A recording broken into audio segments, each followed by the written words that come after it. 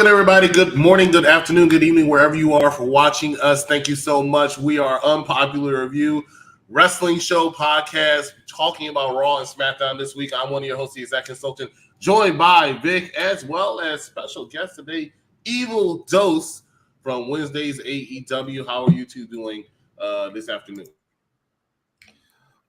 I'm doing great. Today I'm Bad Guy Jeff. That's a good one.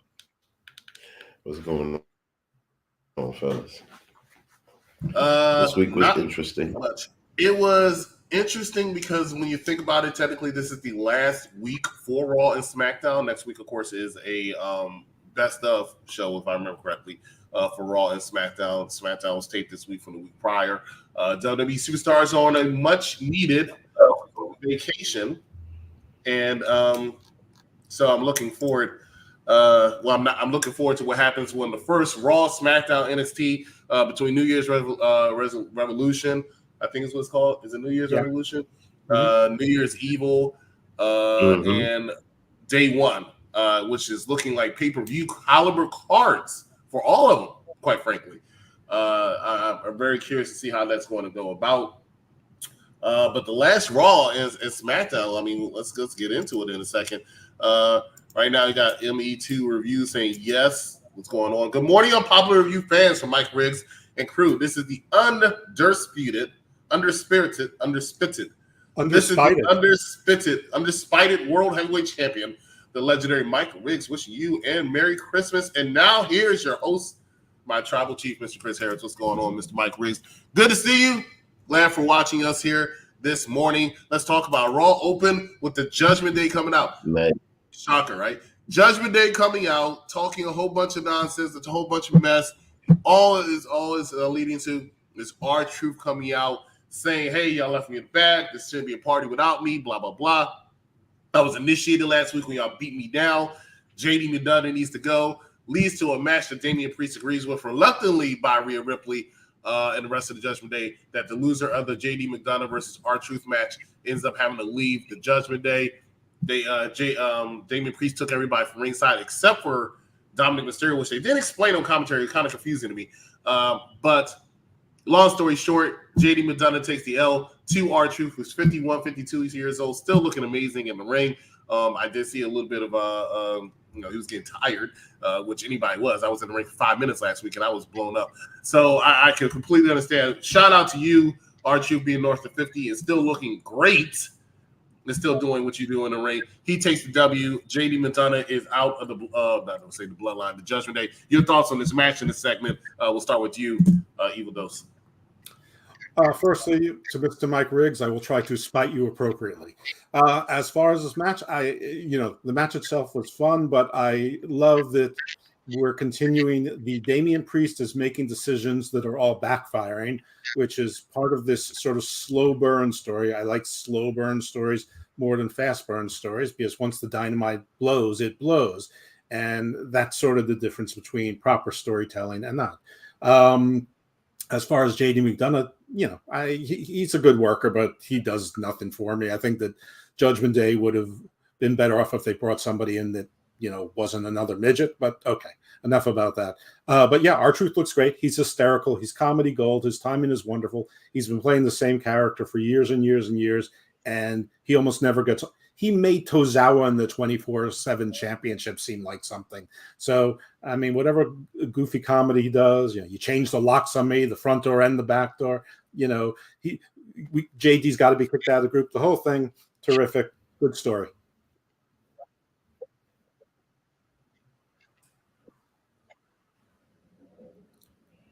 Vic. There you go. Okay. No, sorry. There was a thing on my computer. So anyway, I couldn't agree more, to be honest with you, because R-Truth is just comedy gold.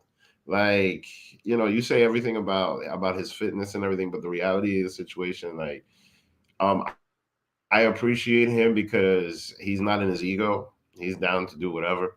And he'll always be around. I mean, I'm curious to know what his numbers are, because there's never any merch for him outside of like the 24/7 championship stuff that he had before. To be honest with you, there's a part of me that wants him to bring it back. honestly, because him surrounded with that title would just still be comedy gold. And this whole thing with the Judgment Day, you can already see the cracks starting to come in, and it's time. Like it's time. Like they've had their moment in the sun.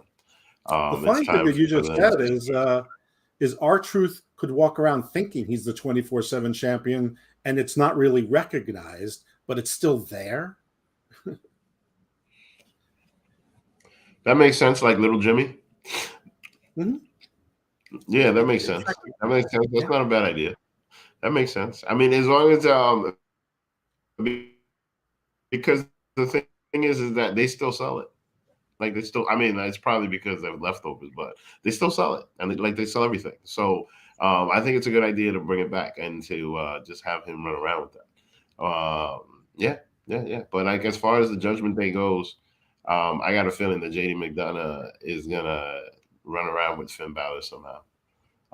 Once they break up, somehow, if they do, or if Damian Priest just wins the title and then runs away, we'll see. We'll see, because right now it's interesting. I like how they have it where, you don't know what's gonna happen.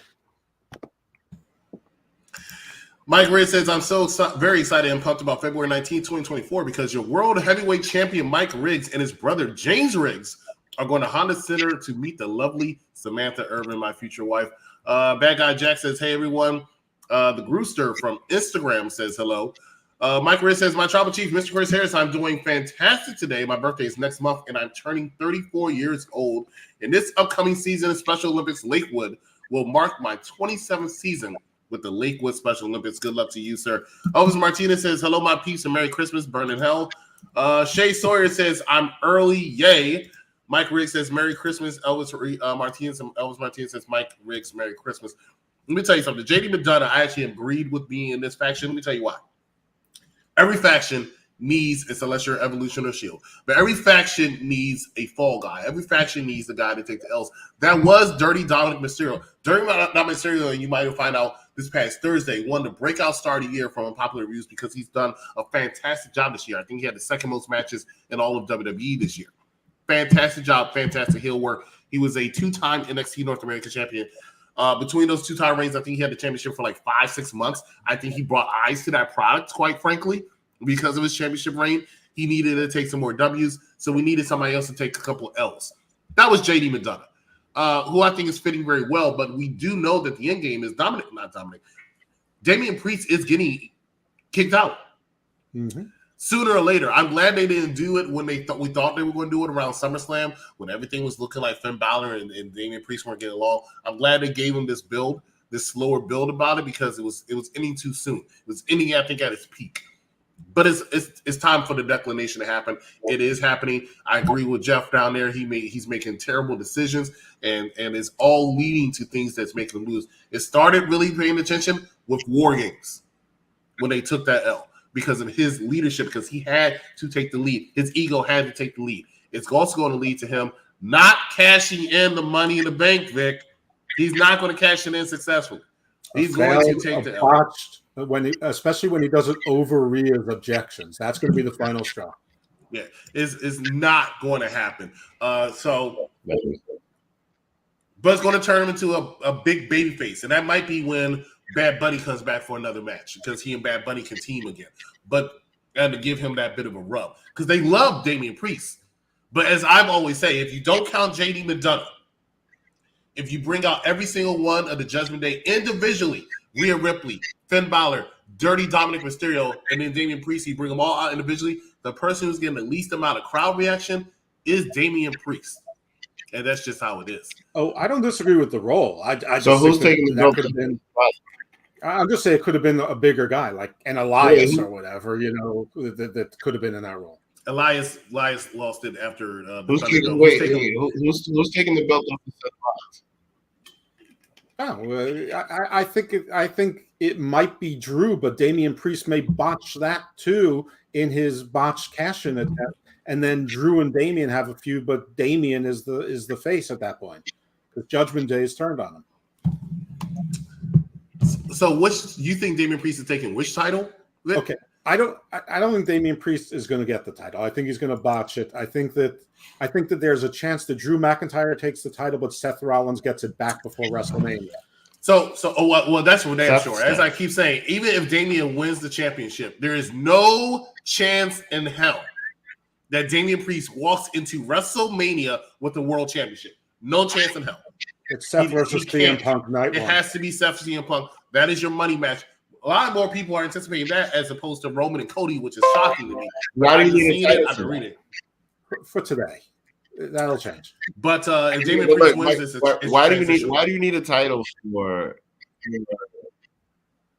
Why do you need a title for Punk? They could like ruin it.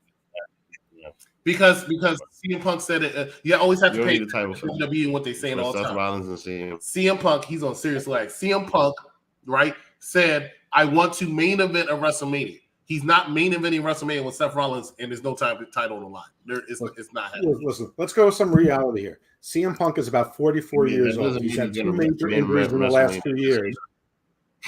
You have 2 to 3 years max to make money off of CM Punk in the ring. You need to get him a title. Shane is pretty much repeating what I said. I agree with you. Damian is not even the most interesting in the Judgment Day. Why would he be winning the main title? He's not.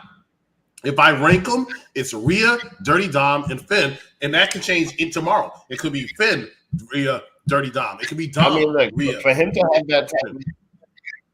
have that briefcase for this long, and for it to be a thing, and for them to make money off of it and all that, and for it to be this long, he should have a successful cash in. I think he should, and I think they could do something with it.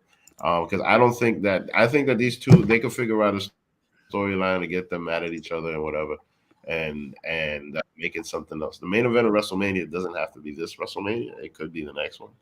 Because I think they're probably going to do Cody Rhodes. It's too much, dude. Because the thing is, CM Punk came out of nowhere, so they gotta, you know what I mean. For them to reroute like that, hardcore like that, I don't know. I think they're gonna figure it out where they just have it. Because the other thing is that, look, a grudge match could still be the main event of WrestleMania. It doesn't have to be a title match. There's title matches that started the show. You know what I mean? So like things have changed. It literally could be about the match that's most important. No, that is a very intro. That's why I really think that is a very intra wrestling fan kind of thing. WrestleMania isn't for intra wrestling fans. I will say this. Okay. No, take a pause on this. Hold on, Vic. You're on some serious lag time, man. You're on some serious lag time. Hopefully, you'll hear that soon. Backstage Brawl episode 123 with our very own Captain Shay Sawyer, link in bio. I'm going to highlight that because the fact that he has his name in there with our very own captain, I'm going to appreciate that. So please check them out. Backstage Brawl. And Steve, we are not on there yet, even though I know you want to talk about it, start raining, but we're not talking about AOP just yet. Let's go ahead and move on because we've been on this subject for a while. Nia Jax, Becky Lynch had an interesting segment. Let me tell you why I'm interested and at the same time not interested in this feud. One, because it is something that should have happened 5 years ago. It is 5 years in the making. I'm not necessarily saying it's too late. It is, but I'm not necessarily saying that. But realistically speaking, Becky intimidating Nia Jax to me is not believable, right? And I know Nia's trying to play it off like she's not, but the way she stays away from Becky all the time and acts like she's running, and Becky is, here's something that Evil Dawson and I have in common. When it comes to wrestling, size does matter, right? I know a lot of people hate that, but it does. Becky Lynch, even though she is great, she says she's the greatest to ever do it. She's not. I'm sorry. I love Becky Lynch, but she's not. You are small, right? Compared to almost every other wrestler out there, compared to Bianca Belair, compared to Rhea Ripley, compared to Charlotte Flair, definitely compared to Nia Jax, you are small. You don't look believable to beat Nia Jax. So if you going around after she already admitted, and you already admitted she broke your nose and broke your face, chasing her and she acted like a little chicken shit, I'm not buying it. Not at all. And here's another thing. With Charlotte Flair being out, Nia Jax is actually one of my favorites to win the Royal Rumble. Vic, if you're with me, we'll start with you. What are your thoughts when it comes to Nia Jax and Becky Lynch?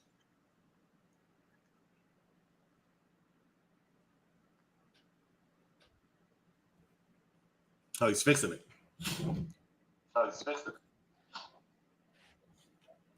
Can you hear me now? Can you hear me You now? are loud and clear. Oh yeah, there's the leg. Oh wow.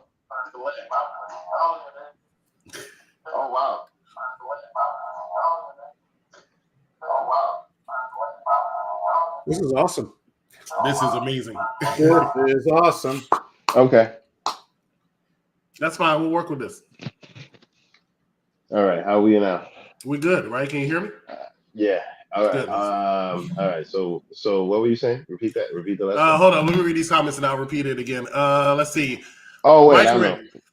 I must say that Raquel Rodriguez should be the number one challenger for the Women's World Championship at WrestleMania 40 live in Philadelphia next spring because I believe that she should win the 2024 Women's Royal Rumble matchup.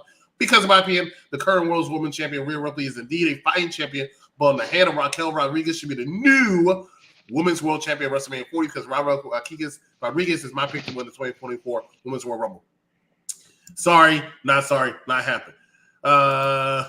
Shay, yes, y'all better go watch it. Backstage Brawl. Becky be tearing Nia up on that mic every week, every time, but Nia keeps up always. That's true because Nia is actually very good with the cutback.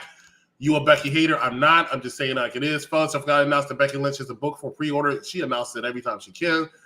She'll be signing to her fans and fellas. Please try to pre-order soon because Becky Lynch is a future WWE Hall of Famer. That is 100% correct. Jeff, I feel like you want to say something. Oh, no, not really. But I mean, I hear every word you're saying. I don't think that anyone expects Nia Jax to win this feud, but it's a believable feud. It is overdue and it's filler. You need to have Becky Lynch doing something, and Nia wants to have something doing something that feels important. That it's going to be a bridge at least halfway till WrestleMania, and so this is fine. This is like it's no different to me than Nakamura against Seth or Nakamura against Cody. There's no doubt as to the result of the feud, but it's interesting enough, and it's filler. It's not your top story thing. It's your mid-show feud, so it's fine. No issue. Vic, Becky and Nia. Sounds like they're just trying to get Nia over as a heel. I don't have to try to get Nia over as a heel. She's a heel. She's actually probably your biggest female heel in wrestling, quite frankly. You might want to say Rhea Ripley, but Rhea is really over as a face as well. I think he means to get her over as a heel that fans enjoy booing, as opposed to what we used to call X-Pac heat. Yeah, straight up. I don't know if her face and Becky's going to be it, but like I said, I still think that Nia Jax is a front runner to win the Royal Rumble this year. She's winning me over. Like her work ethic and the way she's approaching things. There's something different. I'm not saying she's much better in the ring, but there's something different. She's performing her roles better. So one of the reasons why she took time off last time before she was ultimately terminated was not just because of injuries. It was also because she was going through a bit of depression, if I remember correctly. And that's just for lack of a better thing. It was something mentally that she was dealing with at the time, and she wasn't ready. So I think whatever it is, she got cleared up, and because of that, you can see that she's there. But she was going after Rhea. She stopped going after Rhea. And like I said, I'm going to keep saying it until somebody hears me. I think she is one of the front runners to win the Royal Rumble because I think it's going to be her. I don't see why not. Her and Bianca Belair at WrestleMania now. That's the person you plug in since Charlotte Flair can't do it. That makes sense. Yeah, because otherwise than that, the whole time I was running through my brain and saying it was going to be Charlotte and Bianca. Who will you have facing Bianca Belair at WrestleMania now? I couldn't think of anybody. I looked through all SmackDown. I didn't see anybody worthy enough to face Bianca Belair at WrestleMania. I hate to say it like that, but I did. Not one female wrestler on SmackDown I saw. Then I looked through Raw. Only Rhea and Becky. Only Rhea and Becky. They're both facing each other at WrestleMania. So it has to be, unless you bring Jade Cargill, it has to be Nia Jax. She's the only one big enough for that spot. They haven't had a match yet. Mind you, they could definitely get into some shit talking sessions, those two. Mm-hmm. So that's a good idea. That's not bad. I'm actually I'm excited for the promo. Jade is a possibility, but I feel like she's not ready to be at WrestleMania in that spotlight.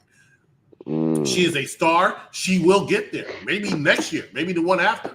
which I don't know. They announced where that's going to be yet. I mean, But I if don't. they're I gonna wouldn't do put that, it. if they would do that, then they would have to start her story pretty quick. It would have to be very, very produced, I will say, because that would be all just the fact that Bianca's a huge star. Let's just be real, and Jade Cargill is a huge star. And that's just how you do it. Because if you do bring Sasha back, and I'll post this picture up. Thank you. Shout out goes to Evil Dose. But if Sasha does come back, I still see her and Bayley going after the WWE Women's Tag Team Championship.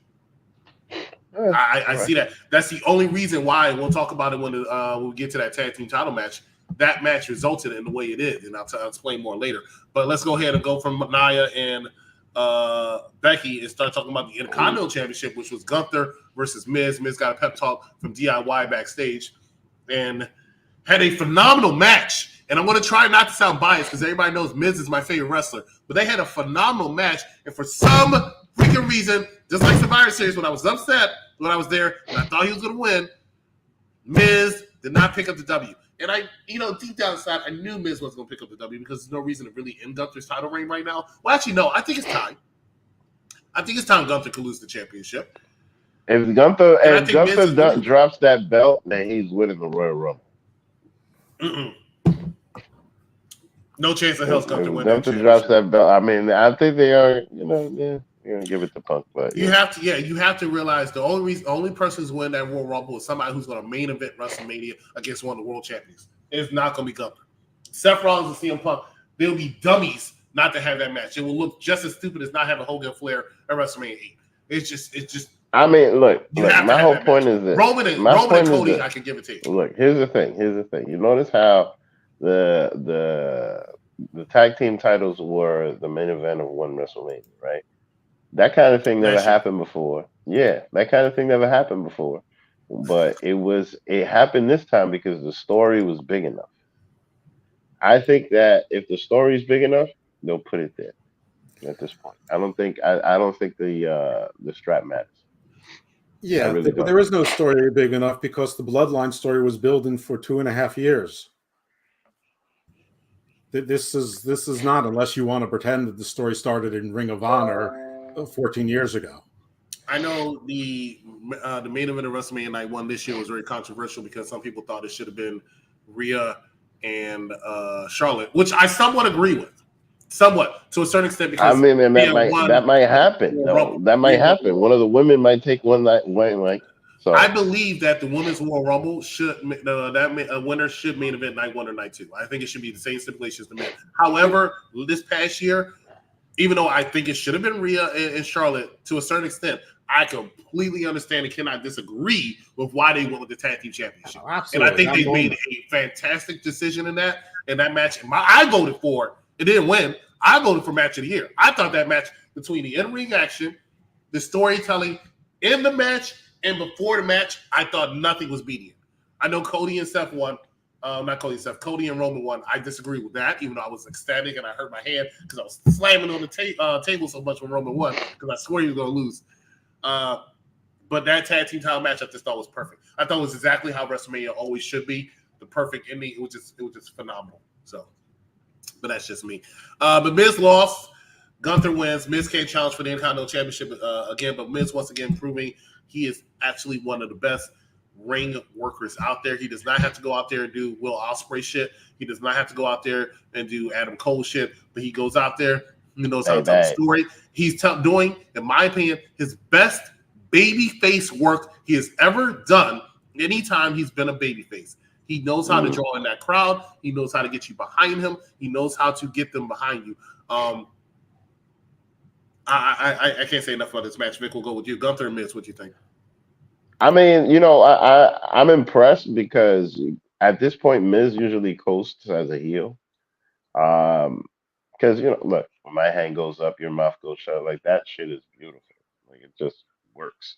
I'm certain that there are adults that use that if they're dealing with a bunch of kids, right? So for him to go into this whole thing about his intercontinental title reign and to make everybody remember it and to bring it and just to make that whole stink to push him as a babyface, I'm very curious and because I'm just not used to Miz this way. He's been a heel for so long that we like him this way, if that makes sense.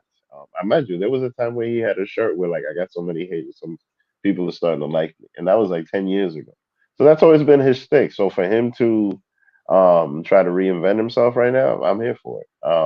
As far as him chasing Gunther, you know, more than anything, Gunther is just getting the Miz over as far as his wrestling goes.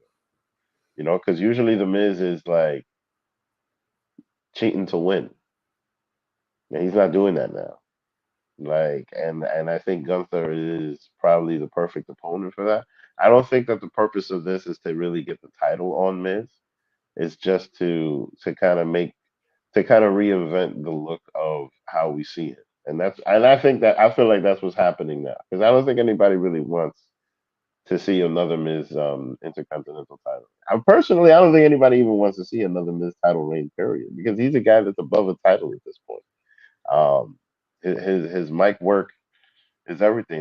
The Miz is going to end up like Paul Heyman, you know, managing somebody and talking all kinds of wild shit, and probably in another 20 years. But yeah. Anyway, I'm rambling about it.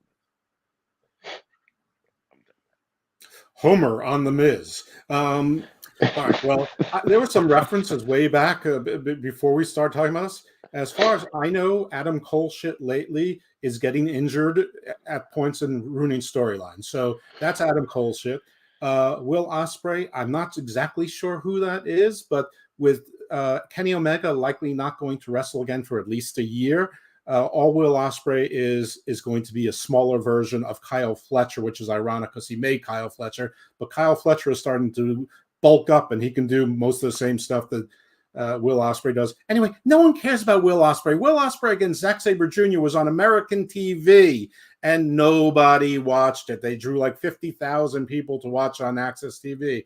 Right now, Will Ospreay and Okada are headlining a TNA card in Las Vegas. They haven't sold 500 tickets. So enough about Will Ospreay. The Miz, he's fine. Yeah, he does what he does, but when he needs to elevate, he elevates. And every time it's the same conversation. Oh my God, the Miz can really wrestle. Shut up. Of course he can. He's been doing this for 20 goddamn years. But should he beat Gunther? No. Was it a good match? Yeah, it was a very good match. A little long for my taste on TV, but it was a very good match. And the Miz, yeah, I think there's a pretty good chance. I don't know if he'll be a manager or not, but he'll definitely be on a commentary team, and he could be like a Taz or a JR or a Bradshaw or whatever that's on commentary for 10, 20 years, like Jerry the King Lawler. We could still be hearing the Miz talk until he's 70. So I have nothing more to say on it. I enjoyed the Homeric quatrains that Vic gave us about the Miz. It was beautiful, really. All right, ladies and gentlemen, when we come back, we want to talk some Women's Tag Team Championship match, a throwaway match, and a few other things going on Monday Night Raw before we get into SmackDown. Stay with us. You are watching Unpopular Review. At a certain point, these guys, some of them need to know when to hang it up. Well, Sting, I mean, come on. Listen, I've seen Sting wrestle a couple times since been AEW. Sting, I think it's pretty solid still. But there are some times when you question Sting, like, of course. He gets hit and you're like, oh, is he really hurt? Yeah, no, I mean, but man, he could still go, though. He could still go. I mean, he can still do a stinger splash. I'm not going to say he can still go, though. I mean, he can still get it done. Get it done. It's like you saying Ric Flair can still go. He can still go. Yeah, come on. He can still get it done. Stop it. Knock it off. Listen, I am so looking forward to see who his last match is going to be. Like, I have a really bad feeling it's going to be like Darby. Like, it's definitely going to be Darby. It's not even a bad feeling. That's who it's going to be. That's horrible, man. Come on, it's going to be Darby. Yeah, but how do you let a guy like Darby be his last? I mean, like, I know he's doing it out of respect, but I mean, they should bring Ric Flair back one more time and let him flop around the fucking ring like a fish. No thanks. And did you see Ric Flair's last match? Yeah, it was last match. Yeah. It was supposed to be a one-on-one match, and then it got turned into a tag team match. Well, it needed to. Well, obviously, yeah. It needed to. So, yeah, no. Some of these, like I said, you got to know when to hang them up. You have to. I don't feel like we've seen the last of Ric Flair. I really don't. You know what that show needs? Another white guy. Well, it's not going to be another white guy tonight for AEW Collision. Immediately after AEW Collision is actually going to be Dan the Man, along with, I believe, Vinny is going to be on there. But if not, the person who will be on there was the one that was mentioned earlier for Backstage Brawl, and that's our very own Captain Shay Sawyer. Looking forward to that one. So This low-key spilled. I don't know. Okay, all right, whatever. Just a reminder, nobody's looking for AOP. Chelsea and Piper versus Kaden Carter and Katana Chance for the WWE Women's Tag Team Championship. Long story short, we have new WWE Women's Tag Team Champions, and not a bad move. I think it's a long, well-deserved move because Niven and Green were not it as the tag team champions. They just were some snarky people backstage. They could do that without the championships, quite frankly. And I think Chance and Katana, Chance and Carter are actually better for it. The only problem is I see them only being transitional because they're going to lose those championships very soon to the Kabuki Warriors. Vic, we'll start with you. What are your thoughts when it comes to the women's tag team champions? Well, I hope that whole gimmick is over and they separate them because Piper Niven is really good. And she should be, I don't know, man. She should be some type of heel somewhere doing something. I think that they certainly got enough attention where they didn't get forgotten because Chelsea Green is a good shit talker. But I feel like they were just a shelf for the tag team championship.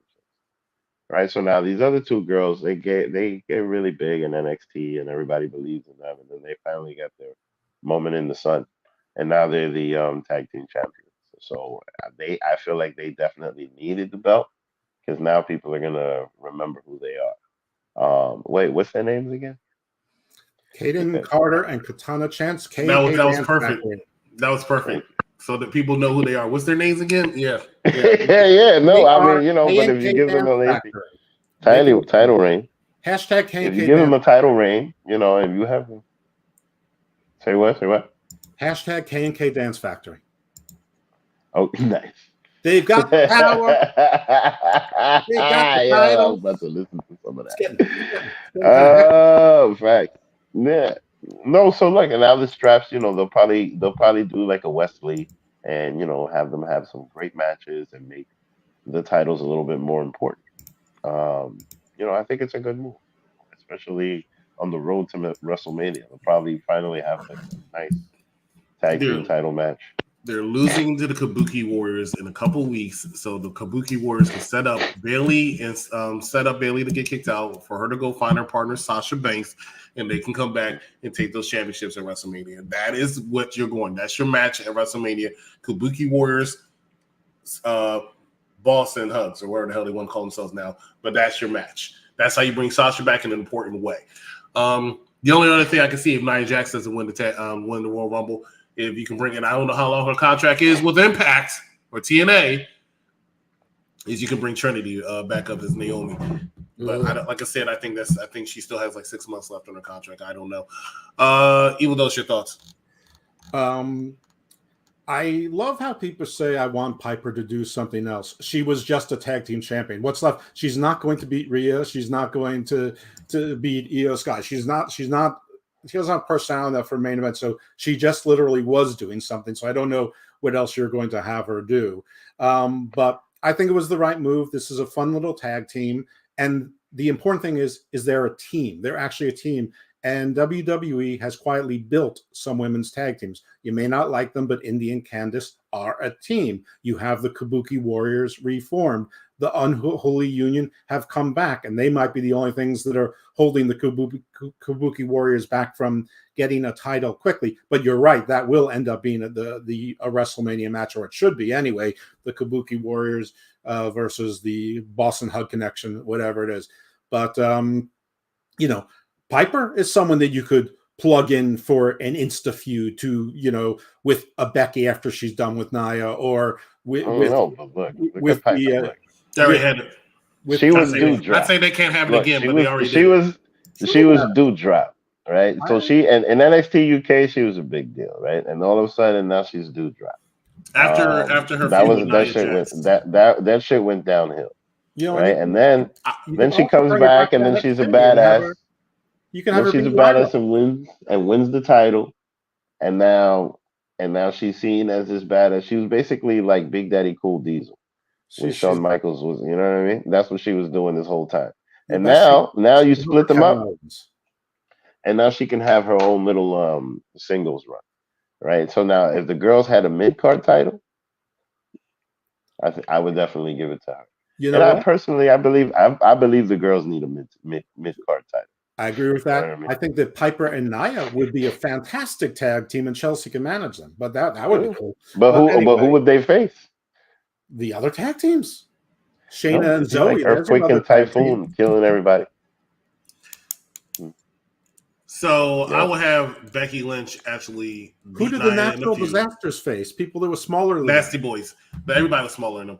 I would Exactly. have the That's Nia Jax, Word up. Nia Jax lose her feud Oh with Becky man, Lynch. those are crazy. I would have matches. Nia Jax win the Royal Rumble, and then I would have Becky Lynch win the Elimination Chamber, and that's how she gets to Rhea. And that's you don't need to have Becky Lynch in another feud from Nia because they've already given so many feuds in between to try to keep her away from Rhea. Let's just go ahead and get it ready. WrestleMania is going to be interesting to say the least. Yeah. I skipped accidentally Shinsuke Nakamura telling the Nightmare Before Christmas or something like that, the American Nightmare Before Christmas, before getting attacked by Cody Rhodes. Blah, blah, blah, blah. Was just something for them to both be on the show for. Ivar versus Akira Tozawa was next. I'm a big fan of Akira Tozawa. I think Ivar is actually better on his own. That's nasty, Jeff. But it's nothing really to talk about. And the next thing we want to talk about before we run to another commercial break, before we wrap up Monday Night Raw, was Ludwig Kaiser. Not Ludwig Kaiser. Seth Rollins came out. He and Drew McIntyre had a very interesting conversation. Drew said this, Seth said this. Drew attacked Seth Rollins, beat Seth Rollins up. Are you excited for day one? Drew McIntyre, Seth Rollins, Evil Ghost will go with you. What do you see happening coming up in a couple weeks? Yes, very much so. I thought everything was great about this segment, except Seth Rollins, after finally getting rid of his clown costumes and looking serious, went back to wearing clown outfits again. So, Seth, stop. You're serious again. Wear serious clothes. I mean, ridiculous. But Drew has been killing it. His slow burn and his turn into the heel that tells the truth and is interested in number one has been brilliant. Everything's great. But I'm pretty sure you kept saying Drew McIntyre, so I'm very excited to find out that Drew McIntyre is another Scottish Jew like Noam Dar. And I definitely said Drew. and Drew McIntyre should definitely be inducted into the National Jewish Sports Hall of Fame with MJF. But yeah, no, this is great. I'm looking forward. I would not be surprised if Drew pulls it out and becomes champion at day one. Again, I fully expect Seth to win it back before WrestleMania is over. No, but that does lead an interesting question because I disagree. I don't think Drew's winning that championship. I'm saying it's not a prediction yet. It's just I wouldn't be surprised. I just my only situation with Drew, I think he's so talented. I praise him every week. I still say build a wrestler from the ground up. I think it should look and be like Drew McIntyre. That's just my personal opinion. Everything to me, especially around this time, is where do we go for WrestleMania? Where do we end up at WrestleMania?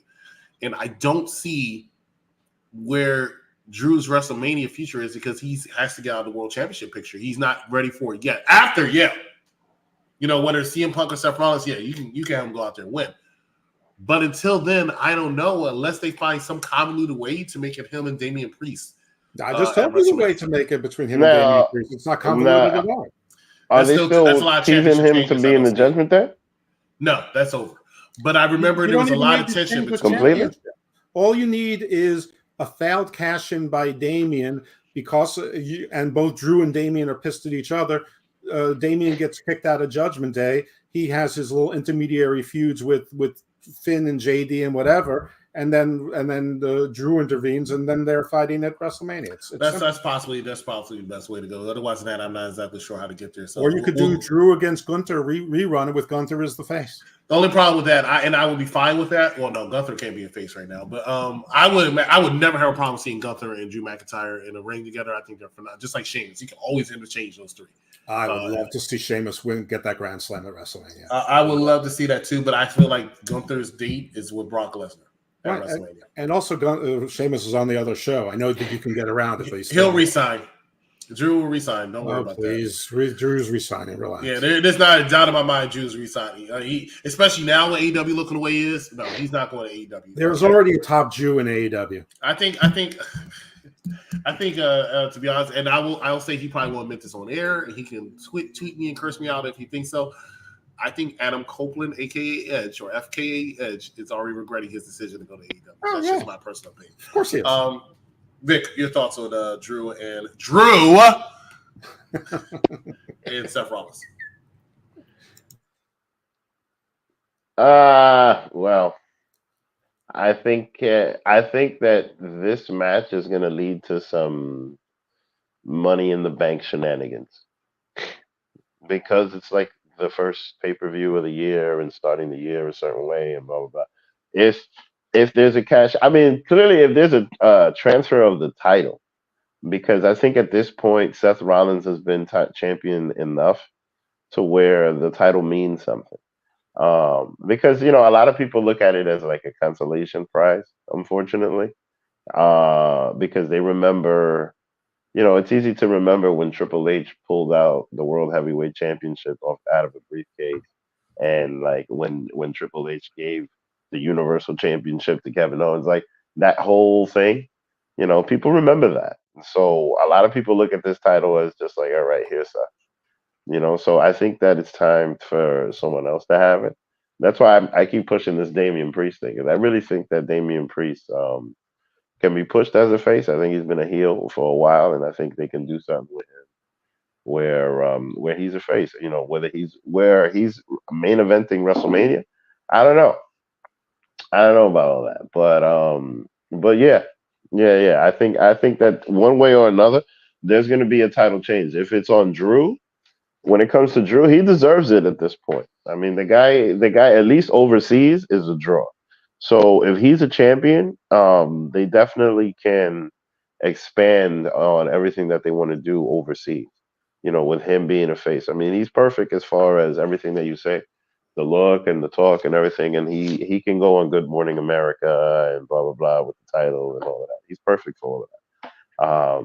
So yeah, we'll see what happens. But like I said in the beginning, I like how it's not as predictable as it used to be. And that's what's interesting about this whole thing. So,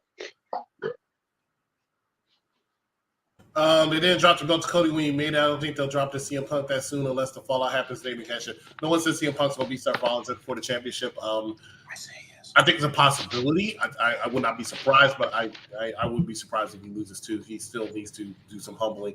Yeah, I agree with that. Do you guys think the WWE should bring the light heavyweight championship back? No, and here's the reason why. There's too many guys out there, at least half the roster, in my opinion. I mean, it's worse than AEW, but in WWE also, who qualify for the light heavyweight championship. And it kind of takes away from it. So that's why they don't have the separate. They tried it, and it's not a draw, bro.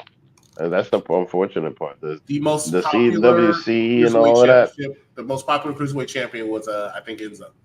I think it was Enzo. Yeah, and that's because he was, he was talking. Mind you, like, he still runs around with that belt. Well, I think autograph signings and everything. What's going on, Anthony? Happy holidays to you too. I think they should bring it back, and I think that's what they're experimenting with that speed concept on SmackDown, and not because it's a draw, just because it's something to do stories around, and it's stories for all of the little guys, and just like Daniel Bryan, just like Finn Balor, just like Rey Mysterio, just like Eddie Guerrero, though he wouldn't be a little guy these days. There, some of the little guys break out and get beyond that. And that's a way to make them as an underdog star, or they're so good as a heel. So I'm not worried about that at all. It's just something for some other people. When they made the mistake is when they made it an NXT exclusive, and then they immediately merged it with, I think, the North American title. That was just wasn't immediate. It wasn't immediate, but it did happen like 2 years later.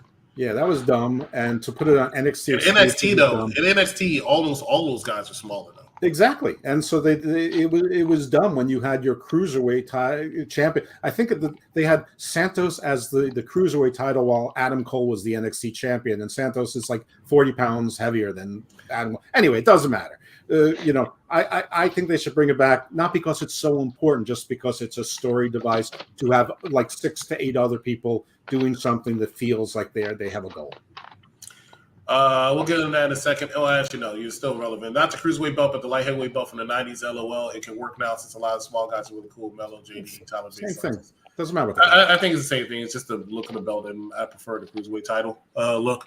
But we'll talk about it some more when we come back. We're going to find out possibly who the next Intercontinental Championship contender is, along with the Tag Team Championship main event. Stay with us. You are watching Unpopular Review. It is with deep dismay that I inform you that Elizabeth Purr.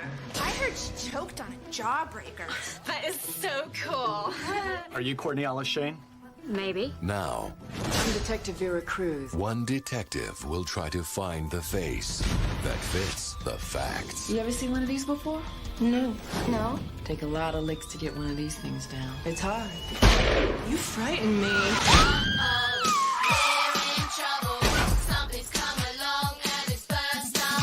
Learn it. Touchstone Pictures presents the enchanting story of two very special dreamers and the holiday spirit that brought them together. What's this? What's this? There's color everywhere. What's this? There's white things in the air. What's this? I can't believe my eyes. I must be dreaming. Wake up, Jack. This isn't fair. What is this? I am the Pumpkin King. Wow. Welcome back. This week we're still doing I Love the 90s. On Tuesday we are reviewing none other than The Nightmare Before Christmas, and then on Thursday, Jawbreaker. Looking forward to watching both of those movies. Matter of fact, I need to start watching some of them because I've never seen either one of those movies, so looking forward to that. Oh God, of course. Let's talk about it. When Raw returned, what they call them, Kofi Claws, came out to give out presents to all the little Hammonegers in the audience, only to be attacked by Ludwig Kaiser and Giovanni Da Vinci. Who comes out to save him? Not Xavier Woods, who I'm assuming is hurt because he wasn't there, which is terrible because New Day's been very injury prone the last couple of years or few years. But they are all, I won't say they're up there in age, but I know Kofi is like 43 himself. But Jey Uso, main event Jey Uso, for no reason whatsoever other than, hey, guess what? I'm probably coming after the Intercontinental Championship. Can't say I'm upset about it. And honestly speaking, if he is going after the Intercontinental Championship, I have a feeling this is the guy that's going to dethrone Gunther. Might not be a popular decision, but I think that's your move, Vic. What are your thoughts? Gunther, Jey Uso coming up? Well, I mean, you do that to then have Gunther try to go after Roman. Yeah, but still. And then just elevate Gunther that way.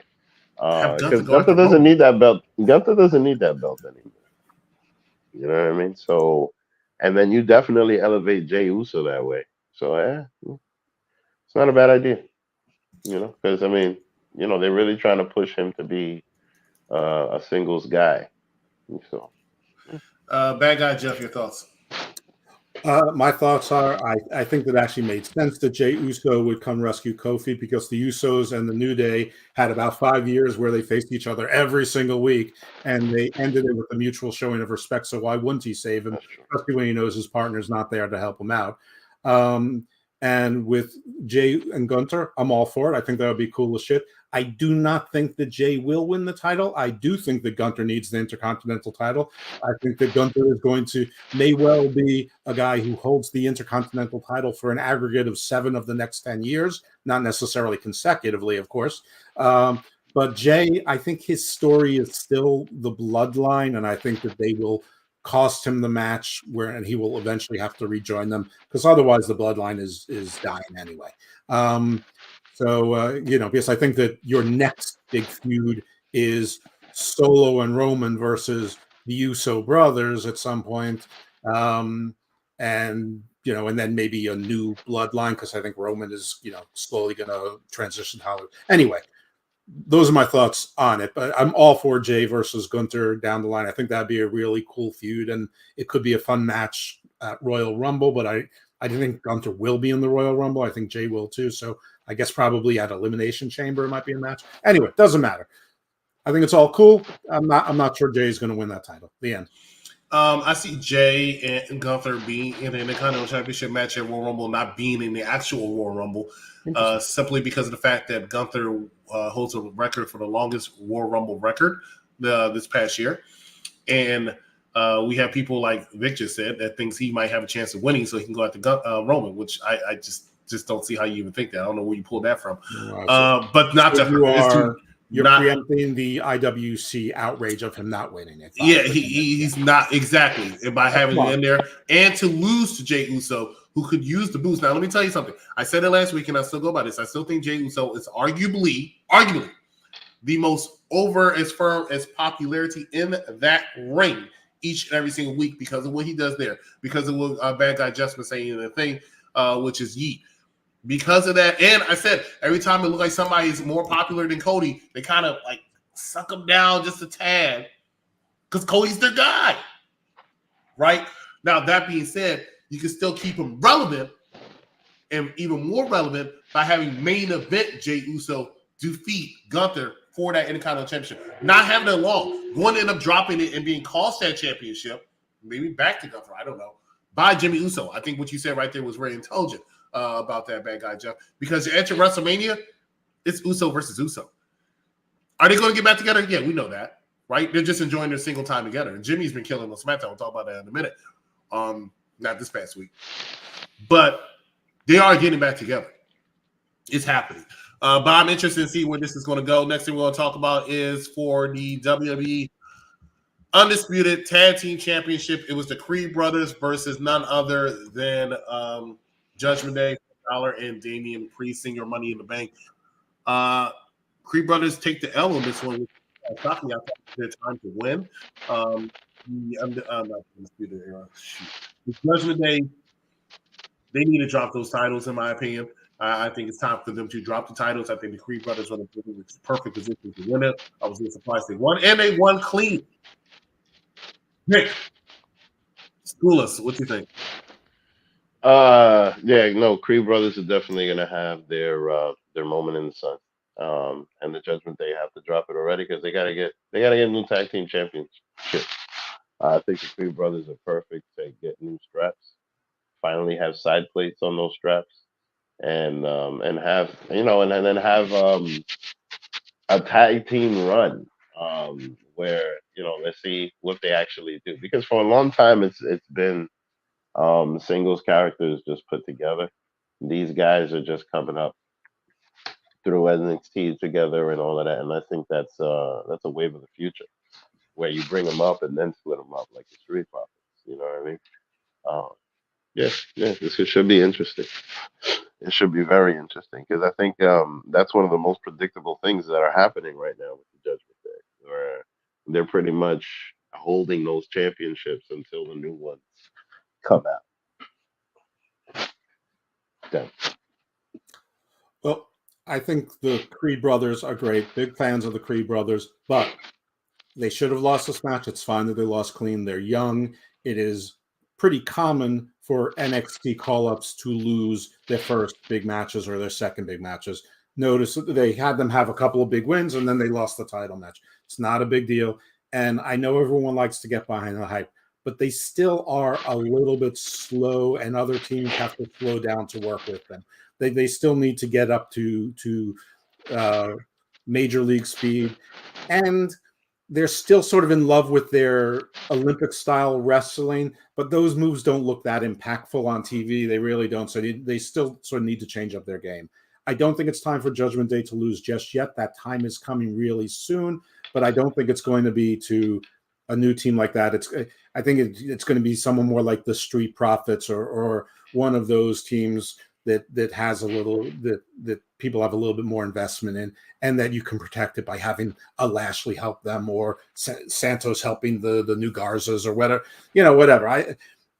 They're gonna split those titles soon, and it's all part of the Judgment Day implosion.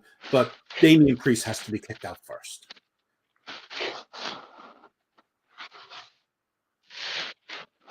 All right, catch up with some of these comments. Thank you so much for anybody who's watching us for on Instagram. Sometimes I don't see these comments right away, but let's see right here. We have this one. Here we go. Stop trying to make the Creed Brothers a thing. Here we go. Tell him, Jeff, Creeds ain't ready. Jay will probably be final 2 or 3 if he's in the Royal Rumble. and he also goes by and says that's a big if he's in the Royal Rumble. Because like I said, I don't think Jay's going to be in the Royal Rumble. Because I mean, the only reason Jay will be in the Royal Rumble is to tease him and Jimmy. I disagree. Judgment Day, in my opinion, will retain the WrestleMania unless they do a split. But they're filling the void that the Bloodline is not filling right now. They do a good job each other single week to me. I always entertained by the Judgment Day. That's it for Monday Night Raw. When we come back, we're going to talk about Friday Night Smackdown. A lot to talk about on this taped edition. Stay with us. You are watching Unpopular Review. Who is the masked man? I keep telling everybody that it's some of the Undisputed Era is what I think it is. I think it's a couple of them. I could be wrong, but I do have a feeling that Adam Cole is behind this whole thing. Well, yeah, I mean, I think that it's Roderick Strong, the Kingdom, and Wardlow, whose hair's been getting messier and messier for no apparent reason other than maybe he put a ski mask over his head. By the way, he cut a promo earlier, but we don't need to talk about it because it was meaningless.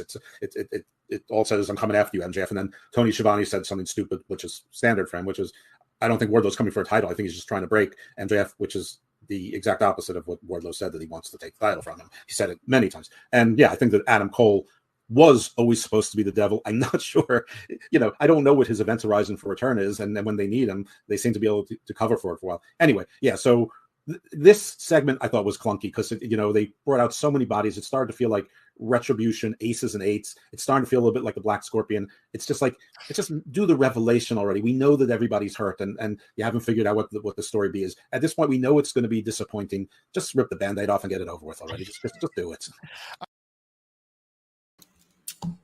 That is the AEW Dynamite review show immediately after AEW Dynamite with our very own down here, Bad Guy Jeff, Vinny, as well as Dan the Man. Interesting take there, but please make sure you watch every single Wednesday immediately after Dynamite. Let's go ahead and talk about some SmackDown real quickly. AJ Styles came out looking very, he looked like he's been in the gym, and he also looks like he needs a hug.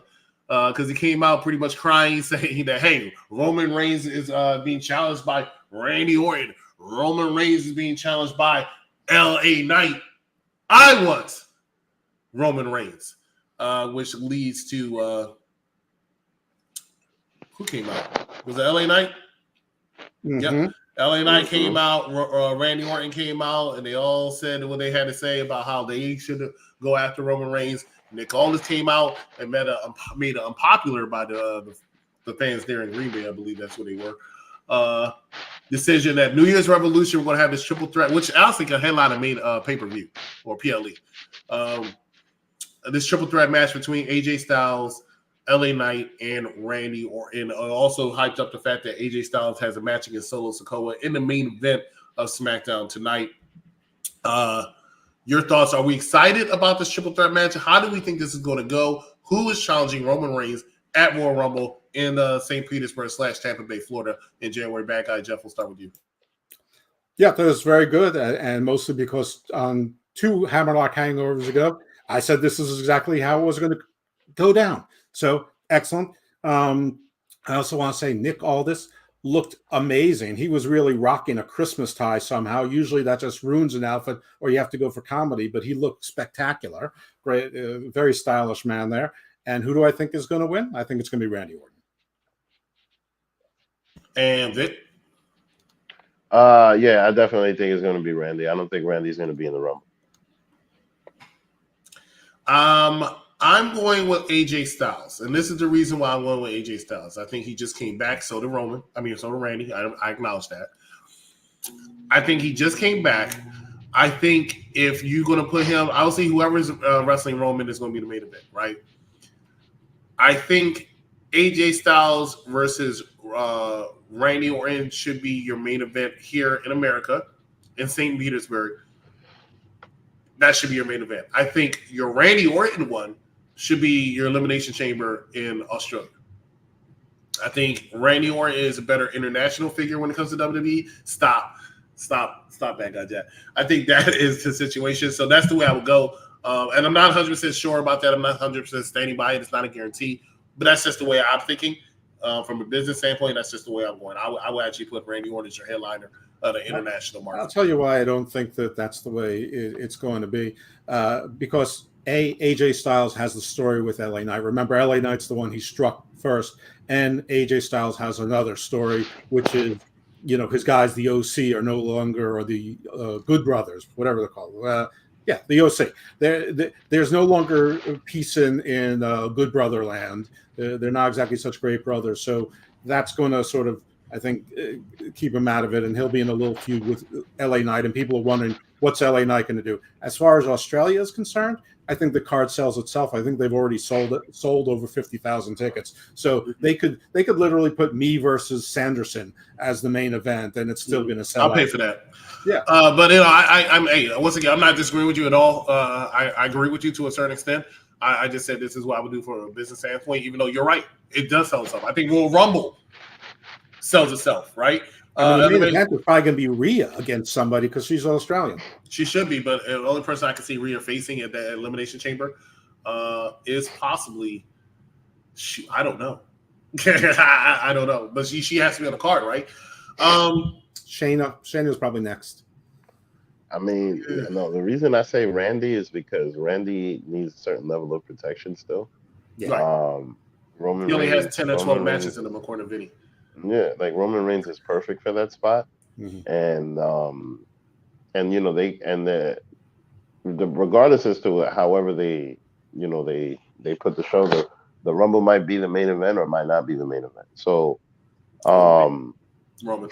So the thing is that they could definitely have a quick match. They could have a quick match and make it impactful and make it nice in the story and add some stuff and keep Randy moving. You know what I mean? So I definitely think it's going to be Randy because they're going to have a nice match and everything will be controlled and Randy can be taken care of. Well, if it's Randy and Roman, it's going to be definitely the main. Well, first of all, it's in Roman's contract. He starts the show or ends. That's how it is. There's no middle. There's no right before the main event. So that's what I mean. They might start the show with the title. Not if it's Randy and Roman. You don't start the Royal Rumble Randy and Roman. Unfortunately, if that's the case, it's going to be the very last match. The very last match. Next match, we'll talk about the Holiday Havoc match, which was Mishi. I guess that's how you pronounce her name. Zelina Vega, Shotzi, and the only star on that corner, Bianca Belair versus Damage Control. Which, because we had the returning, as bad guy Jeff mentioned earlier, Fire and Dawn gave enough distraction to win that match against Damage Control, which Io Sky took the pin from Mia Yim to set up a match in New Year's Revolution. And when you saw that happening, you knew that was going to be the plan. Your thoughts when it comes to Holiday Havoc? Bad guy Jeff. Bad guy Jeff. I thought it was fine. It was fun. It was fine. It was sloppy. It was all over the place. I love that the Unholy Union are back. I love the camera angle of Isla Dawn coming up because there was a lot of music. There was a lot of like boobage. I didn't like the music though. Like boobage, circumference. Yeah, that was great. And it's not just because I have a thing for witches. But yeah, I thought that whole thing was great. And then Mia Yim getting the win, that's unexpected because she's been pretty much a zero up until now, just sort of eye candy for the OC. And she's going to get a win and a title match, and and that'll be great. It'll be like the Zelina Vega thing without what's that? She's losing weight too. Yeah, Mia Yim. I know she lost some weight. Good. Hopefully she'll encourage her husband to do the same. But yeah, it was good. It was fine. It was fun. Terrific. Yay. Vic. I think he's quitting. Seems like you're right. Yeah, I can hear you. What's your thoughts? Okay. This whole thing just seemed like women's tag team filler to just like to get everybody prepared for the titles. These two coming out of those boxes, that was hilarious because we haven't seen them in a long time. So it was interesting to see them come back. But clearly, they're setting up this loss was to piss them off, so that then they can come back and go after titles and be all, you know what I mean? So it's interesting, but it was basically filler for the show. I feel like a lot of this show was filler, to be honest with you. It's always obvious when it's a tape SmackDown, which is why I hate watching a tape SmackDown. But Yeah, when it's a tape Smackdown, I can always tell when it's a filler. I thought the show overachieved for a tape show. I'm sorry, I was entertained almost for the whole show. I'm not saying I wasn't entertained. It's just always tougher for me to watch a tape show because I could tell what like you were mentioning, and I said it when you were mentioning the Unholy Union coming up, and they had to play that music. Like, it's so produced. It was so annoying to me. I hate that music almost as much as I hated when Alice and Black used to come up and then they had to play it. Couldn't stand it. Yeah, but did I mention the cleavage angle? Right. If I put it on mute, I would appreciate it more, is what I'm saying. Or different music. Little Barry White. Different music. Next match we're going to talk about is for the NXT North American Championship, which is why I hate main roster wrestlers having the NXT championships with them. I hate it. Dragon Lee, who should not be in Dirty Dom anyway, versus Butch. Butch takes the L. Dragon Lee, they're really, really, really pushing Vic. Your thoughts when it comes to Dragon Lee. Your thoughts when it comes to Butch. Your thoughts on what comes up where he attacks Pretty Deadly, and now he has to find a tag team partner at New Year's Revolution, so it can be Butch and that tag team partner versus Pretty Deadly. Your thoughts on everything when it comes to these? What's the deal with Sheamus? Is he still hurt? Sheamus, I am not sure. I have had no reports. I've read no reports. So that's both here or read anything when it comes to Sheamus. All I know is Sheamus' last time on WWE TV was his last match with Edge back in August. So I don't know. I'm assuming, and this is an assumption, I could be 100% wrong, that he is injured. That is my only thing I can come up with. But at the same time, I don't know that for a fact. I don't know when he's coming back. I don't know if he's coming back. But it's definitely a presence that's missed, especially within what do you call them? What do you call the team? The Brawling Brutes. The Brawl is definitely, his presence is definitely missed. So I mean, I feel like that might be a setup to bring Sheamus back if he is coming back. I just don't know what his situation still is, because I knew that he was hurt for a while, but he's been going for a while. So this might definitely be a way to pop the crowd and bring Sheamus back, because he needs a partner, but his regular partner is not messing with him right now. So, he went back to NXT, and it looks like he's going to be there a while. Yeah. So I mean, Bad Guy Jack here is saying that it sounds like Tyler Bate, which I did hear rumors that he was being called up to the main roster. If it's not Sheamus, which this seems like a perfect time for Sheamus' return, but if he is not ready, I definitely believe it is going to be Tyler Bate. I mean, they got history together. Weren't they the last two to fight for the UK Championship? Thank you, Bad Guy Jack. They weren't the last two to fight for the UK Championship. They were around the first two to fight for the UK Championship. Okay, well, I mean, but they could still. They're from over there. They got a history together. You know what I mean? So they can easily tag them together. But my initial thought was just Sheamus. Since it's already part of. You know what I mean? Yeah, but truth be told, like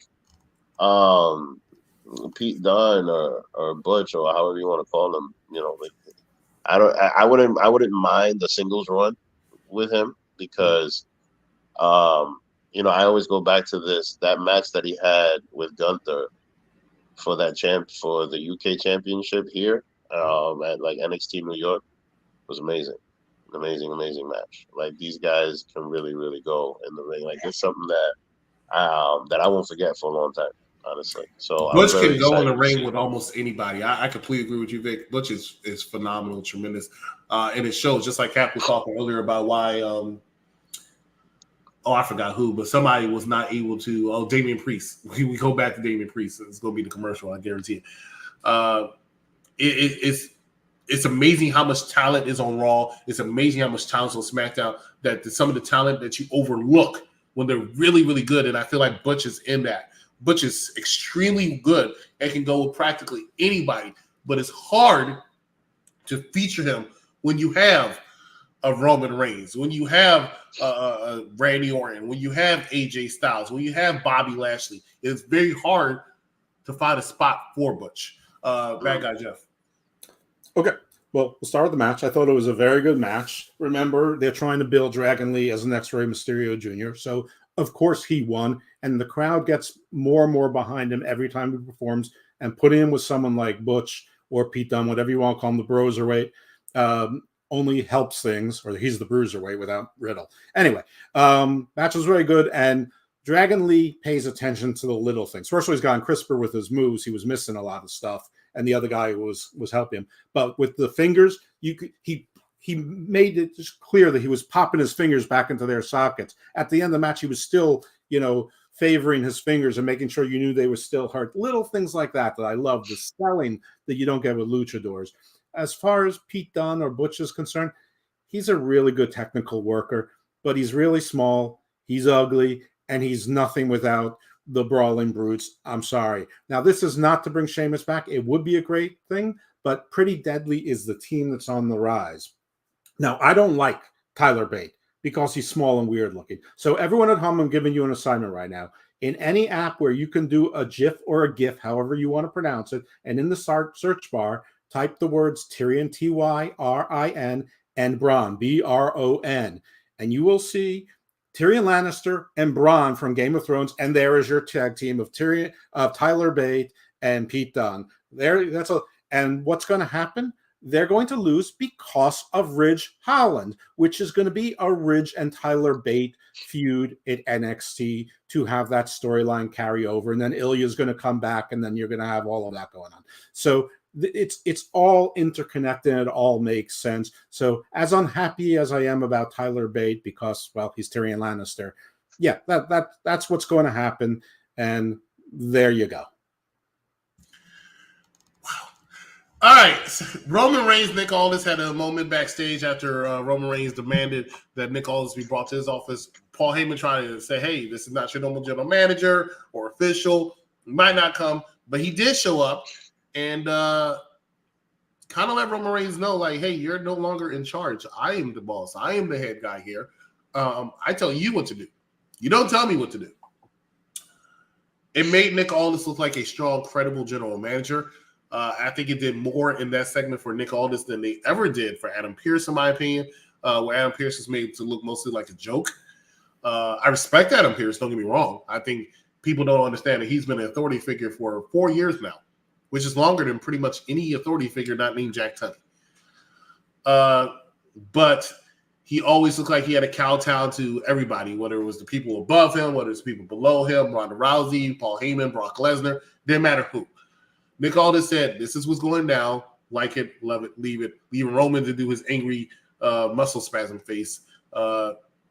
Vic, do you have the how you liking Nick Aldis as the general manager of SmackDown so far? Well, they're definitely booking him differently, yeah, because you're right. Adam Pearce, he looks like somebody that the wrestlers know how to complain to, if that makes sense. They kind of make him look like Tony Khan in a sense, where like the wrestlers know how to talk to him and how to get whatever they want out of him, type of thing. You know what I mean? And it looks like they're booking Nick Aldis to be a little bit more stern. So, I mean, especially, him just saying that to Roman Reigns, which is the tribal chief. You know what I mean? So that whole thing is interesting. I mean, I wonder if some of this will lead to Nick Aldis getting in the ring. Because he can still go. So yeah, for a long time. Yeah. Say what? He can still go. I mean, the man. Yeah, that's my point. Like he's only 37, 38. And then the other thing is that like he's remembered for being the NWA champion. At least in the indie scene. You know what I mean? He's remembered for being the NWA champion for a long time. So I'm curious if it might end up with him in the ring. Oh, he's absolutely it might. I always love general managers being on separate shows. I feel like they were starting something for Survivor Series and they dropped it when they were going to compete more. But I did love the interaction they had when they were trying to compete for Randy Orton and CM Punk. And I feel like they should keep more. They should be competing shows. That's how I prefer. Bad guy Jeff. Yeah, this was all great. The only things I want to add to it is one, he said, I'm an executive. We don't have feelings. which was sort of a callback to what happened when his wife said that her belongings were sent to her in a garbage bag. So that was a little bit funny. He did that, and that was cool. Very much different than Adam Pearce. Adam Pearce, people come up to him and complain, and he books matches. Nick Aldis made it very clear. He books the matches, and then if you want to complain to him about it, he'll listen, but he books the matches. He already does it. He's not a reactive general manager. He's a proactive general manager. And he made sure to say, I'm not Adam Pearce. And Paul Heyman did. So it's not just whether Nick Aldis is going to get in the ring. It's, can Adam Pearce get back in the ring? And I believe that we are going to have a GM versus GM match at WrestleMania. Nick Aldis versus the Scrap Daddy or whatever his name was. Adam Pearce, 2 former NWA heavyweight champions. And they will mention that. And they will mention that Cody Rhodes was a former NWA champion. In fact, defeated Nick Aldis and then lost to Nick Aldis. And they won't say all in, but they'll do everything except say the words all in. So, they're more comfortable acknowledging other things without saying the names. Before they would even acknowledge it. Right. They said Chris Jericho. They talk about New Japan titles all the time now. They're all over the place. I mean, they let Nakamura work with Muda. They just won't say the name AEW. Why would they? Exactly. Why would they? AEW advertises for them enough. Anyway. All the time.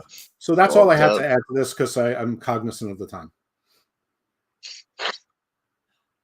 All right, next match we're going to talk about is for the United States title tournament. Kevin Owens, Carmelo Hayes. They brought Melo up to do these 2 matches, luckily on a tape night. So it looks like he was on SmackDown 2 weeks. He really was only 1. Well, depending on how you defined it. Great match. And, Kevin Owens doesn't have that many bad matches to me. And Carmelo Hayes is him. I feel like Carmelo Hayes could be a future main eventer at WrestleMania. If it wasn't for his size, I feel like he could be a future main eventer at WrestleMania. And he might still surprise you. But Kevin Owens picks up the win. I think it was always noticed that it was going to be his tournament to win, to face Logan Paul, who's still doing comments before. Funny comments, I might add. But I'd rather see Kevin Owens and Logan Paul at WrestleMania. That's just me. Unless they're going to do the Logan Paul Bad Bunny thing, I'd rather see Kevin Owens and Logan Paul at WrestleMania. Back on Jeff, we'll actually start with you this time. What are your thoughts? No, actually, we'll talk about that. We'll also mention the other part of this equation, which is Santos Escobar defeating Bobby Lashley, and something that pissed me the freak off because I'm sorry, he had no business defeating Bobby Lashley to advance. Now, I know why, from a storyline perspective, why he had to, because you don't want Bobby Lashley and Kevin Owens in the final tournament.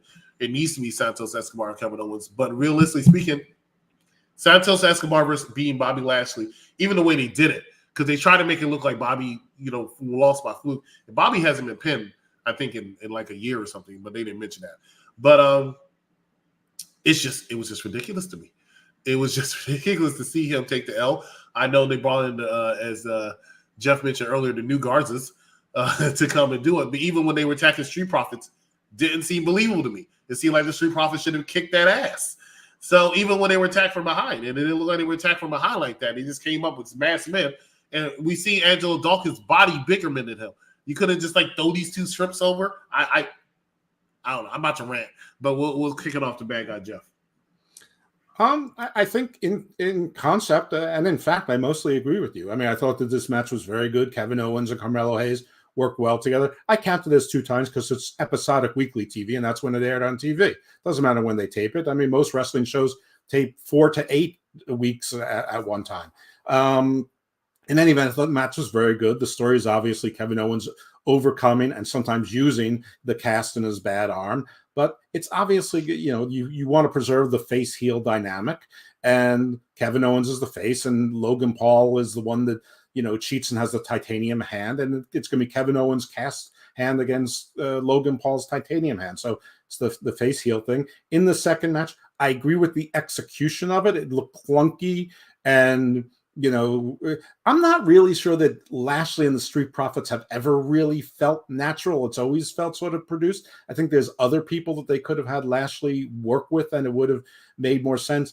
But c'est la vie. I mean, they sort of protected Lashley in it. Santos preserves the face-heel dynamic for next week. And obviously Lashley and the Street Profits are going to cost Santos his match next week. And then you're going to have one 3-man group versus another 3-man group going forward. And then you'll get your Kevin Owens, Logan Paul match. You'll have the young, brash, in-shape guy versus the crusty veteran, sort of, your everyman fighter, sort of their version of Eddie Kingston, but a much better version of Eddie Kingston. So there you are. I mean, but I think I agree with you in all the concepts, but this is what listen, everybody knows that I've had a bromance with Bobby Lashley for going on 20 years now. He's like one of, like, him and Brock are like my number 1 and number 2 of the modern era, bar no one else. But he is 46, 47 years old. And if they're not going to put the world championship on him, even if it's for a short time, and I hope they do, but if they're not going to, he should be elevating younger talent. I mean, at this age, that is what you're supposed to do at 46, 47 years old. So, whatever. I'm going to give it a little bit of a pass, but yeah, I agree it was a little clumsy and clunky. I'm glad to see the Garza's no longer slumming NXT, because if they weren't going to win those NXT Tag Team Champions, it wasn't doing anything for them except giving them exercise. Yeah, I agree with the pairing, or it's more than a pairing, but I agree with the 3 of them being put together. I just wasn't a fan of how it worked. One last thing. I do hope that at some point they bring Elektra Lopez up there, and because she's earned that. Now's a good time. Yeah, now's a good time. But I don't think they want to leave Lola by herself. I think they feel like she needs Elektra. Vic, your thoughts when it comes to these people? I think that KO and Bobby are just elevating everybody. Santos Escobar, Carmelo Hayes, and Logan Paul. And I say that because the way that Bobby lost the match clearly keeps him looking strong. I'm sad that they pretty much killed the LWO by doing that. It's sad that Santos Escobar needs goons. I thought this time around they were gonna have him do something by himself, but he's pretty much just gonna go back to the NXT stick. Which is fine because he was a pretty good heel with that. But they pretty much just killed off the LWO. Unless you just count Selena Vega as the sole member.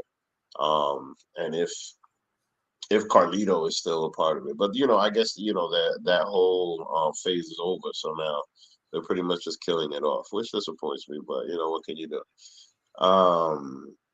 But yeah, I think that Kevin Owens is probably going to lose to Logan Paul. Logan Paul to go into WrestleMania with that title and just keep the marketing up on everything. I don't look at it as killing off the LWO. I think they're going to bring them back once Ray is healthy to go back at it. Look at it this way. They're bringing back Legado del Fantasma. They're going to go from selling 1 T-shirt to 2. Legado del Fantasma, unless they're faces, then because they weren't a big deal. You know what I mean? They were just pretty much there, and they were good heels, but they weren't over as you know what I mean? That as faces, they were never over. No, but Santos is over now, so they'll be over now. I mean, honestly, I guarantee you that Santos Escobar, the most royalties he ever got was from that LWO shirt, because the guy was never. You know what I mean? He was never over that much. And mind you that the entire Latin community got behind it and started buying it and blah blah blah, and it was a big deal. And every single week LWO and all of that. They're not doing that anymore. So that whole thing is done. They're not gonna keep pushing the Latin narrative, which disappoints me. But what can you do? All right. The last thing we want to talk about before we talk about the main event is none other than, I forgot it. I had it in my mind just a second ago. Who was it? I don't remember. It was right before the main event, I think. It was. Oh, this is the thing Steve was talking about. AOP. Karrion Kross had a promo skit backstage where he was talking about all the things that he luckily accomplished. Roman bloodline breaking up, Shinsuke Nakamura going crazy, Rey Mysterio hitting Dominic Mysterio, Drew McIntyre getting angry. Surprising to mention AJ Styles going to the dark side. and said that he's still writing chapters, and every chapter needs authors, and they show a brief glimpse. And honestly speaking, I was at work when this happened, so I read a thing where they mentioned the authors are paying, And when I watched it this morning, quite frankly, I'll be real with you, if I did not see people talk about it, it would have went right over my head. Right, the flash was so quick, I never would have paid attention, but never put two and two together. Then I watched it over. I was like, oh, okay, I see it. Steve been wanting to talk about this for a while. Of course, he had to go, so he couldn't stay in the comments. But he been wanting to talk about this. No one's looking for the authors of pain, is according to what Steve saying. But he actually tagged me in a comment online where he was arguing with people because he was doing this normal trolling Big Daddy Cool shit, saying that no one's looking for authors of pain. Went to his classic line is, "Tell me how many authors of pain shirts you have in your closet." What? And I had to tell him, of course you do. I had to tell him that as much as I agree with him to a certain extent, I don't believe anybody missed AOP. I did not miss AOP on my screen. They were booked terribly. At the same time, though, I think they are actually an interesting team that can go. I would love to see more tag teams because I want the Raw and SmackDown tag team title split. It's not happening because they just made new combined belts, but whatever. I'm interested to see where this goes. I'm willing to give it a chance. No one else that doesn't buy everything, every single merchandise besides him and Mark. They're the only two I know. Like, get a break. Nobody cares about AOP. Right. I'm interested to see where this goes. However, now I'm saying Triple H because I had this problem with you last year. Right? You're playing AEW better than AEW's playing AEW. We got too many trios, too many factions now. Right? Not all the factions could be on top. Before it was kind of funny, interesting to see, like, okay, the bloodline is falling. Who's going to really take up the top? Judgment Day is like, it's them. Bobby Lashley and his trio was like, oh, it's us. You know, LWO was trying. Now, the bloodline is still around, even though I feel like they need another member because they're not as powerful as they were this time last year. They only look strong when Roman's around. Vic, we'll start with you since you had the AOP shirt. Are you excited to see the return of the Authors of Pain, and what do you see it going with Karrion Kross?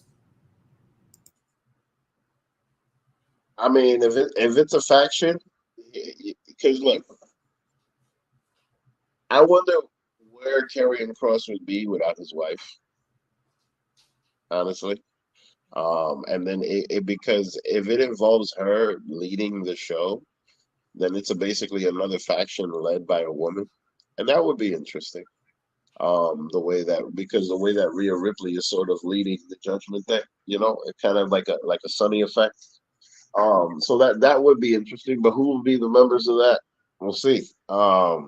If it's AOP, the problem with AOP is that I feel like it's been way too long. I think AOP is like around WrestleMania 35 era. You know what I mean? Like I could be even further than that. But I don't think a lot of people necessarily remember them as much. So if they pop out, it's not really going to be a big pop. I think it's going to be like, oh, okay, they're back. Cool. And people are going to give them kind of like the Jinder Mahal treatment. I think they have to prove themselves.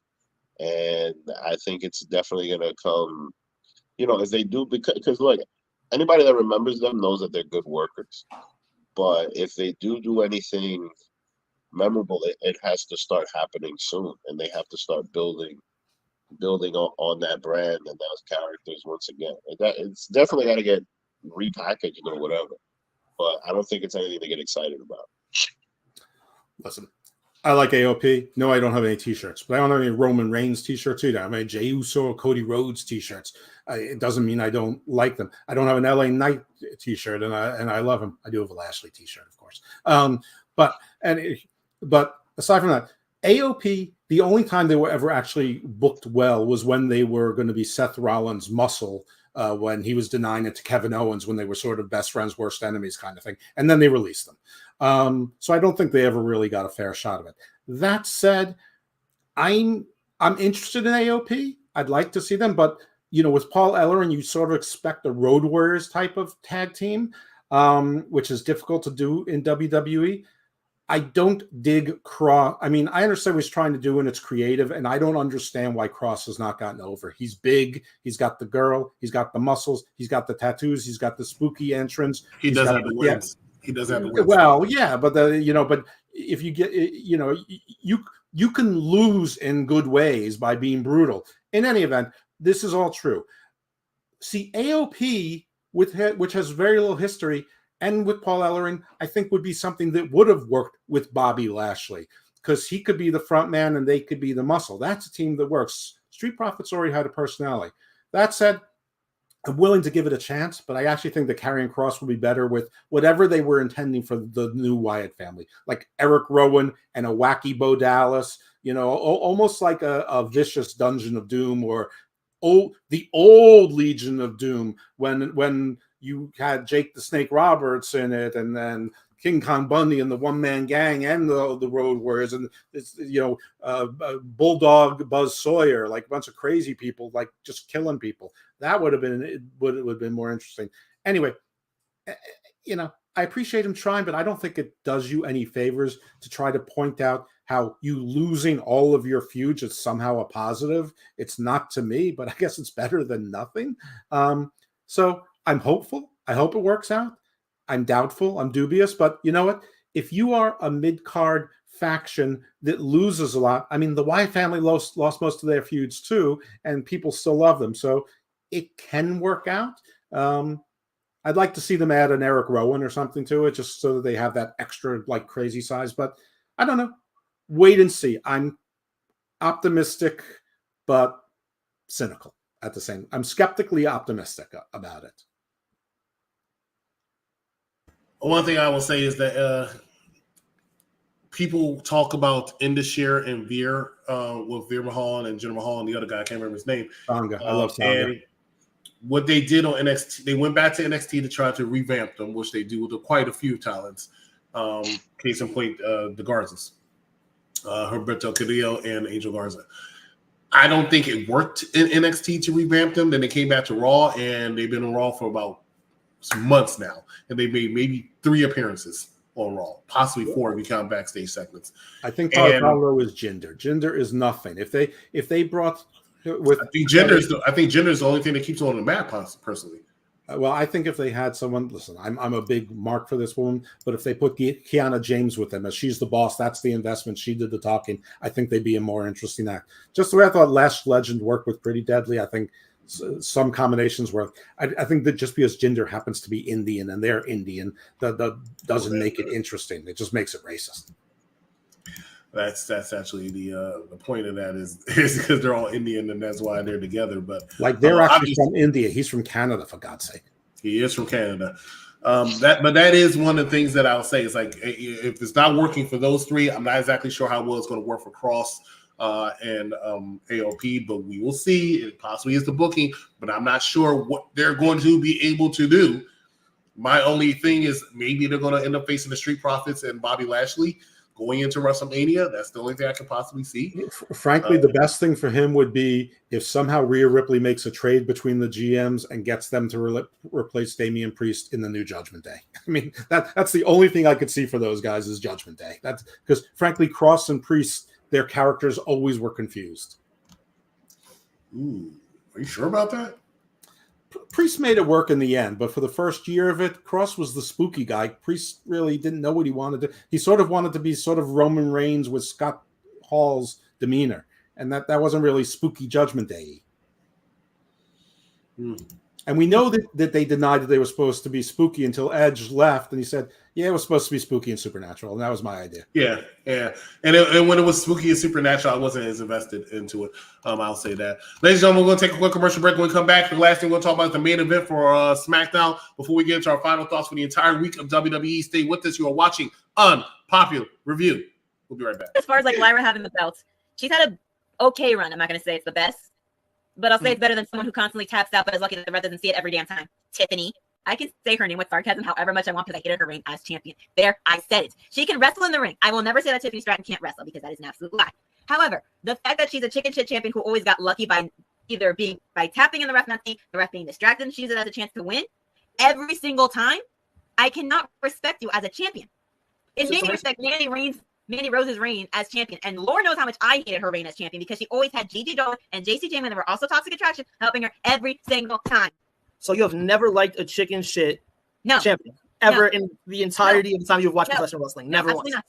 I can like somebody when they're a heel character, but do I like them if they're a chicken shit heel champion all the damn time? Roman. Ugh. He's a chicken shit in the sense that he's only won 24%. That's not even a quarter of his reigns. And he's now a part-time champion. He's a great champion. Who is going to lose the belts to Cody Rhodes at WrestleMania.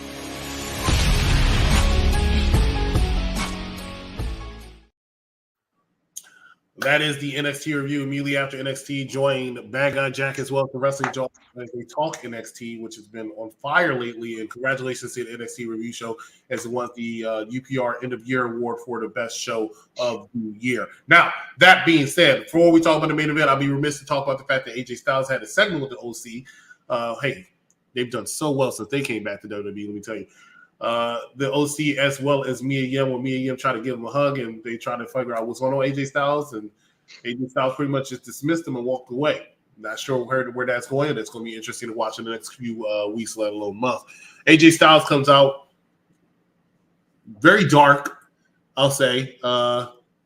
Still looking like the loner guy he is, and just a big chip on his shoulder, just an angry guy. Out comes Solo Sikoa by himself, solo. And they have a match. It's a solid match. You know, AJ Styles doesn't put on bad matches. He's very good.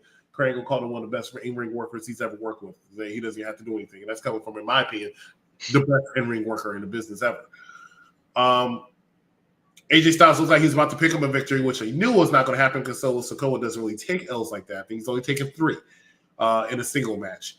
Before Roman comes out and attacks AJ Styles, which brings out Randy Orton, which brings out Jimmy Uso, which brings out LA Knight. They fend off the heels, the bloodline, and then they get into a spat with the 3 of them themselves to try to tease the triple threat match coming up in 2 weeks. I thought it was a good way to end Friday Night Smackdown. The one thing I want to point out is if you ask me, and you can disagree, to me, it seems like LA Knight might be the fan favorite of the 3 here.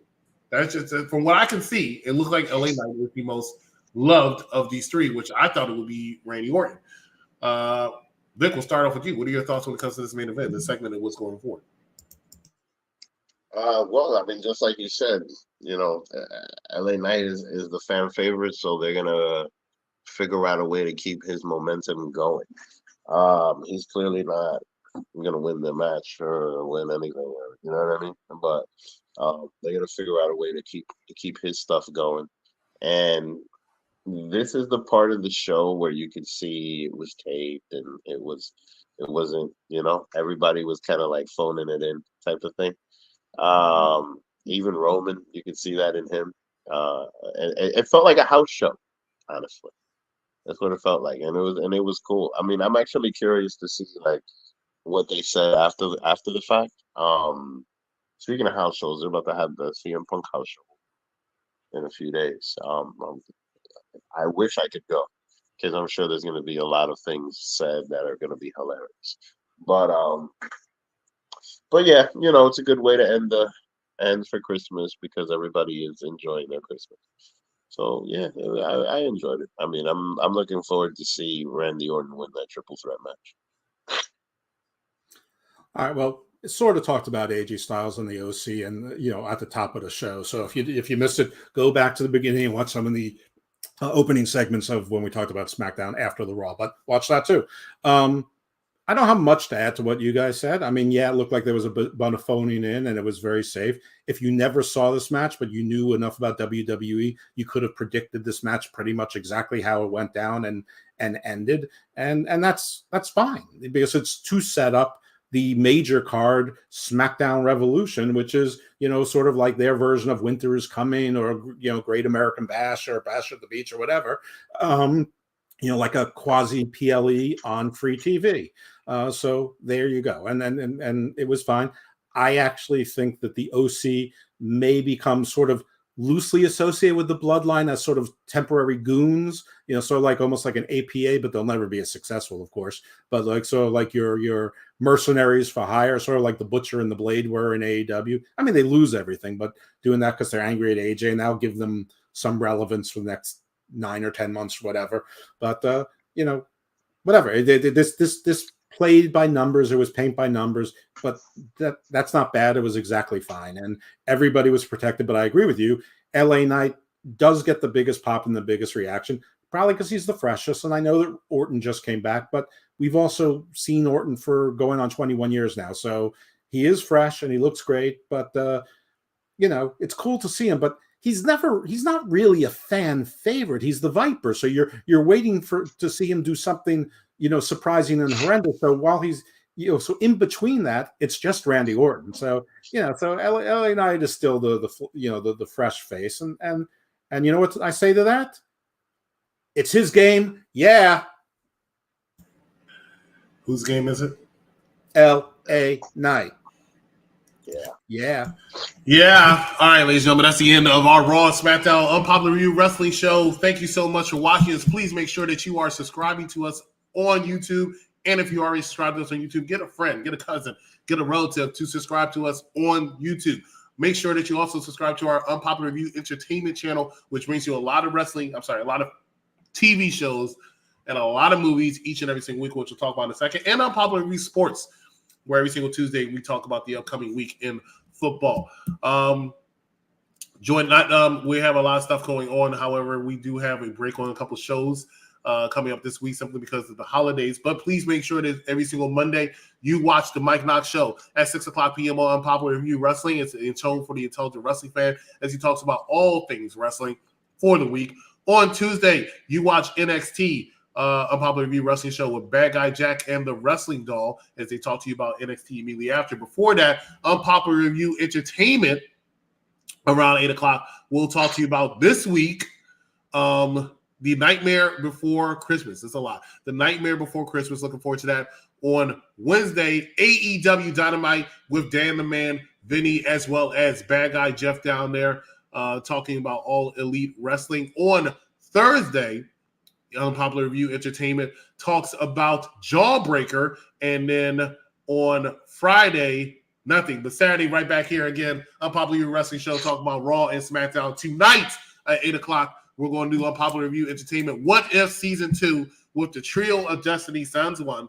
The Trio of Destiny What If, that's on Unpopular Review Entertainment. Lots of things to talk about. Please make sure you subscribe to our sister channels, Unofficial Camera Woman, See the Superior, the Big Pop Theory Podcast, everything you can think of. Mike Knox on YouTube.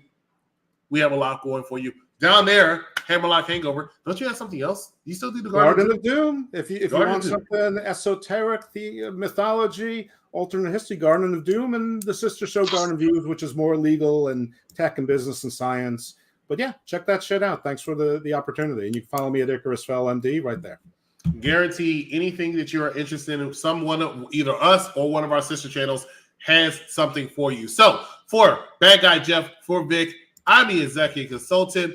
Thank you so much for watching, and we will see you right here next time at Unpopular Review. Good morning.